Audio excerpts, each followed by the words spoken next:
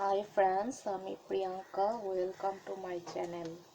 আজকে আমি আপনাদেরকে তৈরি করে দেখাবো ফিশ ফ্রাই।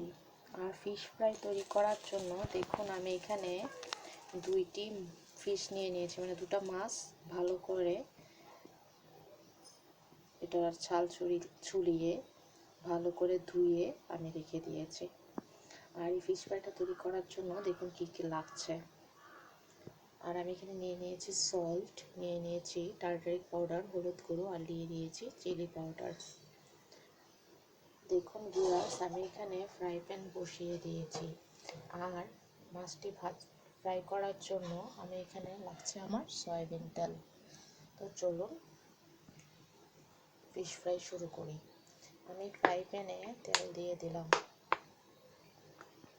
That's enough.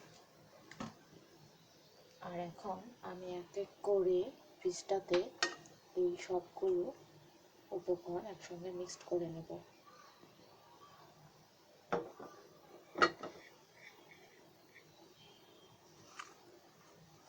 তারপরে এইভাবে হলুদ, মরিচ গুঁড়ো এবং লবণটাকে ভালো করে মাছের সঙ্গে মিক্সড করে নেবেন।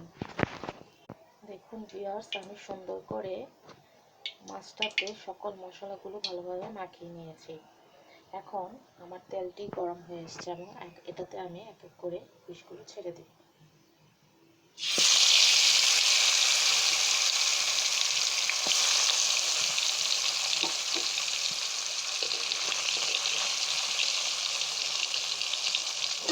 আমার ফিশ ফ্রাই হতে সময় লাগবে 5 মিনিট। আমি এটাকে ভালো করে বাদামি কালার করে ভেজে নেব।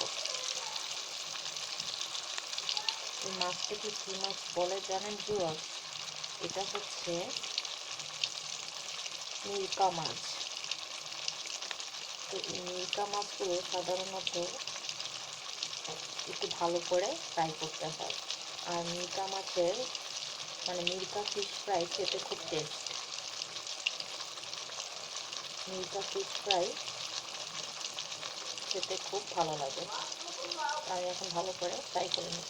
দেখুন ভিউয়ার্স, আমার মিরকা ফিশটা কত সুন্দর ফ্রাই হচ্ছে। এটাকে আর 2 মিনিট ফ্রাই করে নেব।